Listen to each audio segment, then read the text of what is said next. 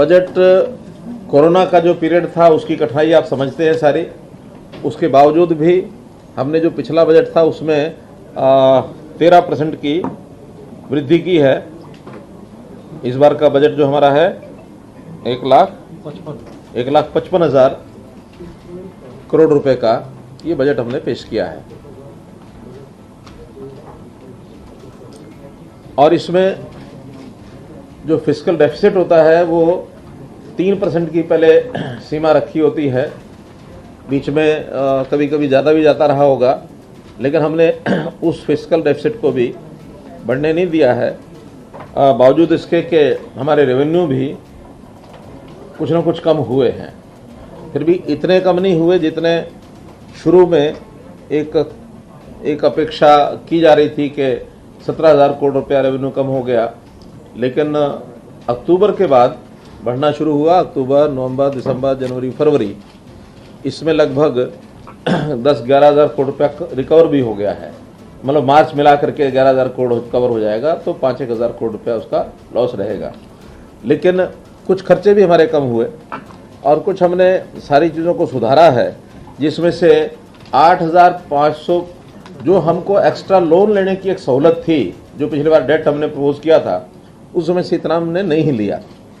केंद्र सरकार ने एक नया प्रावधान दिया है कि इस बार उस लोन को आप आगे के लिए भी अपने जो प्रोजेक्ट्स हैं अगले साल में उसका उपयोग कर सकते हैं।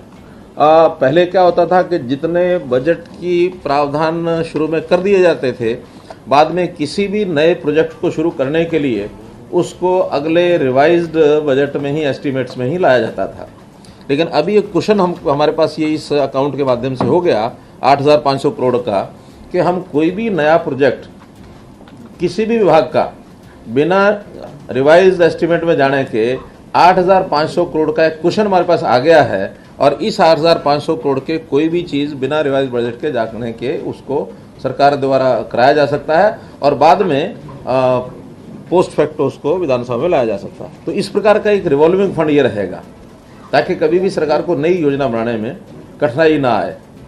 और लॉन्ग टर्म जो बजट होते हैं, उस लॉन्ग टर्म बजट में भी पहले साल तो जितना लग गया, अगले 2 सालों में 3 साल का, 5 साल का बजट है, तो अगले सालों में उसके ऊपर जो बजट आता है, कई बार वो बजट के एस्टिमेट बदल जाते हैं, बढ़ जाता है, तो उस साल के बजट पर असर न पड़े, ऐसी कोई आवश्यकता होगी तो भी इस रिजर्व फंड में से निकाल करके उसमें लगाया जा सकेगा। तो एक बहुत बड़ी सुविधा बजट की ये बनी है। हेल्थ में भी हर एक जिला केंद्र पर जहाँ 100 बेड का अस्पताल है उसको एकदम 200 करेंगे। ऐसे 10 जिला केंद्र हैं जहाँ 100 बेड का हॉस्पिटल है, उनको अगले वर्ष में केवल 9 ऐसा है जहाँ अभी कोई हॉस्पिटल सरकारी नहीं है, तो वहाँ 100 बेड का करेंगे पहले चरण में। बाकी जगह जहाँ 100 है वहाँ 200 करेंगे। फतेहाबाद का तो ज़मीन होकर के उसका हो भी चुका है, जहाँ का अभी लोगों ने नहीं भी डिमांड किया तो भी हर जिला केंद्र पर 9 को छोड़ करके बाकी जगह 200 करेंगे। फिर हमने वेलनेस सेंटर का जो प्रधानमंत्री जी ने जब घोषणा की थी, उस समय हमारे 20 वेलनेस सेंटर मैंने बनाए थे। 1,000 वेलनेस सेंटर बनाने के लिए, क्योंकि व्यक्ति बीमार ना हो उस पर हमने आगे बढ़ना है।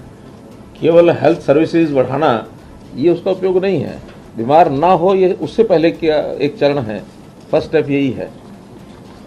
तो उसके लिए अब गांव-गांव में जो योग कम व्यायामशाला जो हमने बनाए हैं उनमें उसी स्थान पर एक वेलनेस सेंटर का भी प्रावधान करेंगे। आयुष्मान, इसके लिए मैंने 8 ऐसी श्रेणियां हैं, उसमें एक श्रेणी आप लोगों वाली भी है। आप लोगों की बार बार मांग आती है कि हमारा कह करके भी हुआ नहीं है, उसका एक सिस्टम बन गया है और उसमें आय आधारित ये सिस्टम बनेगा।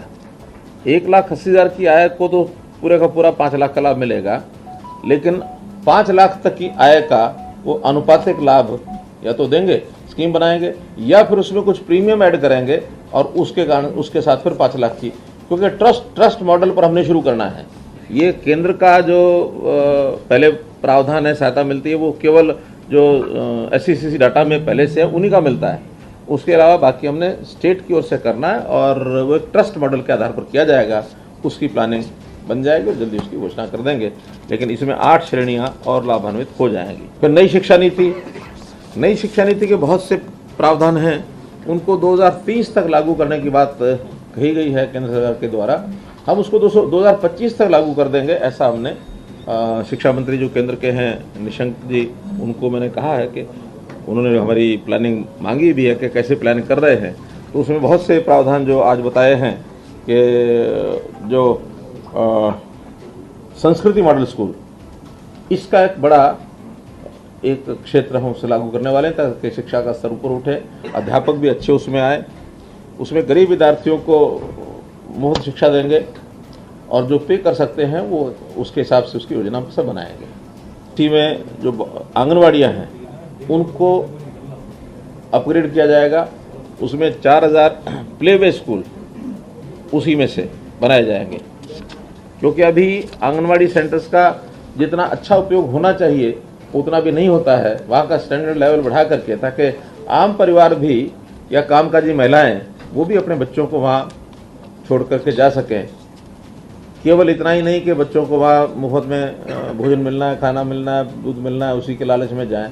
इसके बजाय जिनकी आवश्यकता है, कामकाजी महिलाएं हैं, कमाती हैं, लेकिन उनको क्रच भी चाहिए, उनको प्ले वे स्कूल भी चाहिए, तो क्रच और प्ले वे स्कूल इसके ऊपर फोकस करेंगे।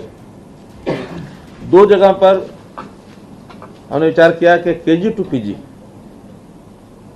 इसका भी एक सिस्टम बहुत जगह पर चलता है, ये KG to PG, और एक निरंतरता उनकी शिक्षा में, उनके प्रशिक्षण में, स्किलिंग में, रोजगार प्राप्त करने में एक उनको सुविधा होती है। तो 2 यूनिवर्सिटीज़ को हमने सोचा है कि कुरुक्षेत्र यूनिवर्सिटी और रोहतक यूनिवर्सिटी, उसमें KG to PG का एक प्रयोग शुरू करेंगे। एलुमनाई सिस्टम, एलुमनाई की उत्सव, उनकी मीटिंग्स, पूर्व छात्र उत्सव, हर संस्थान के साथ इतने सालों के जो पढ़े हुए लोग हैं वो आज बाहर कहीं ना कहीं अच्छे पोजीशन पर, अच्छे स्थान पर पहुंच जाते हैं। किसी भी स्थान पर पहुंचे, कम से कम पढ़ाई के समय जो उनका एक लेवल था उस लेवल पर भी आकर के मिलने जुलने से एक सौहार्दता, एक समरसता, एक आपसी भाईचारा वो बढ़ता है। और बहुत से विदेशों में देखते हैं हम कि बहुत से ऐसे साधन संपन्न व्यक्ति हैं जो किसी संस्थान से पढ़ करके गए हैं, वो बहुत काम करते हैं बड़े स्थानों पर। वहाँ आने के बाद ये भी लगता है कि उन संस्थानों की आर्थिक सहायता करने के लिए भी एलुमनाई आगे आ सकते हैं। करोड़ों रुपया इकट्ठा होता है जब हम देखते हैं कुछ संस्थानों का इस प्रकार का वार्षिक, कभी कभी कोई करते हैं, लेकिन हम इसको जितने हमारे उच्च शिक्षा के संस्थान हैं उनमें शुरू करने का एक प्रावधान इस बार से हम करेंगे। हर एक संपत्ति, शहरी संपत्ति की एक ID ये बना रहे हैं ताकि उस ID से उस संपत्ति का एक निश्चित हो जाए कि इसका ये साइज है, ये इसकी लोकेशन है, ये इसका मालिक है, और आगे चल करके जो रेवेन्यू है उसके साथ जुड़े हुए प्रॉपर्टी टैक्स है, हाउस टैक्स जो भी है, वो सारा उसके हिसाब से ही कवर किया जाएगा। क्योंकि बहुत बड़ी प्रॉपर्टी ऐसी है जो या तो रजिस्टर्ड नहीं है, रजिस्टर्ड भी होती है तो उसमें बहुत तरह के नीचे खेल चलते हैं। रेवेन्यू जितना कमेटी को आना चाहिए म्यूनसिपैलिटी को वो आता नहीं है। म्यूनसिपैलिटीज़ और गांव सेल्फ डिपेंडेंट हो जाए, सेल्फ रिलायंट हो जाए, उनकी इनकम के साधन धीरे धीरे हम बढ़ा रहे हैं। जैसे 2% की स्टाम्प ड्यूटी पहले केवल शहरों में होती थी, हमने गाँव में भी कर दी कि गाँव में भी 2% का अगर स्टाम्प ड्यूटी हो तो 1% जिला परिषद पंचायत समितियों को और 1% गाँव को, गांव ग्राम पंचायत को जिस गांव के एरिया में है। और इसी प्रकार 2% इलेक्ट्रिसिटी चार्जेस, यानी जितना इलेक्ट्रिसिटी का बिल है उस पर अगर 100 रुपये का है तो सिर्फ 2 रुपये, 500 रुपये का है तो 10 रुपये, वो सारे उस ग्राम पंचायत को ही मिलेंगे। धीरे धीरे हमारे स्थानीय निकाय सिस्टम्स में उनकी आमदन बढ़े ताकि अपने पैरों पर अपने आप खड़े हों। स्टेट फाइनेंस कमीशन का पैसा हम देते हैं, सेंट्रल फाइनेंस कमीशन का पैसा भी आता है, वो एक निश्चित पैसा है, लेकिन इसके बाद भी वहाँ खर्चे जितने हैं उनको उतना खर्चे का आमदन है नहीं, तो फिर सारी चीज़ें सरकार कई बार कंट्रोल में रखती है। हमने कहा नहीं, हम धीरे धीरे स्वायत्तता मिलनी चाहिए उनको, क्योंकि 73वां 74वां जो संशोधन है पंचायती राज का, उसमें यही कहा गया है कि स्वायत्त संस्थाएं होनी चाहिए, और स्वायत्त संस्थाएं तब होंगी जब उनको आर्थिक आज़ादी मिलेगी, निर्णय करने की आज़ादी मिलेगी, काम की आज़ादी मिलेगी। तो धीरे धीरे जो ऐसे लेवल के काम हैं जो एक छोटी इकाई तक सीमित हैं वो धीरे धीरे शिफ्ट करते जा रहे हैं, कोई जिला परिषद को, कोई पंचायत को, कोई गांव को, कोई नगर पालिका को, नगर निगम को। हर पर्ची लेके हमारे पास ना खड़े रहो, क्योंकि वहां भी चुनी हुई सरकार है, पार्षद हैं, पंच हैं, सरपंच हैं, सब कुछ है। बड़े शहरों का भी हमने उल्लेख किया है जिसके अंदर पूरा ध्यान दिया जा रहा है। गुरुग्राम की तरफ पहले ही है, लेकिन smart city, global smart city एक अलग से वहाँ सिटी बन रही है। और ऐसे ही हिसार, क्योंकि एयरपोर्ट बड़ा बन रहा है तो उस पर भी ध्यान है। गुरुग्राम, ये अपना पंचकुला को भी जैसे पिछले बार बताया था कि हमने उसके चार्जेस बहुत कम कर दिए हैं, तो अब थोड़ा उधर भी लोग बढ़ने लगे हैं।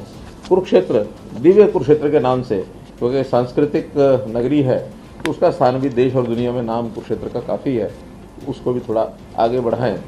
ऐसी अलग अलग शहरों को अलग अलग स्वरूप में आगे खड़ा करने की योजना सब बने। महिलाओं का पुलिस में संख्या बल बढ़ाया जाए, टारगेट रखा हमने 15%, अभी 8.5 या 9% से थोड़ा कम है। मोटे मोटे ये विषय थे। और मुख्य रूप से जैसा मैंने कहा कि शिक्षा, स्वास्थ्य, सुरक्षा, स्वाभिमान और स्वावलंबन, ये 5 एस है हमारे, कि इसके ऊपर सारी चीज़ हमारी केंद्रित रहेगी कि आदमी अपने पैरों पर खड़ा हो।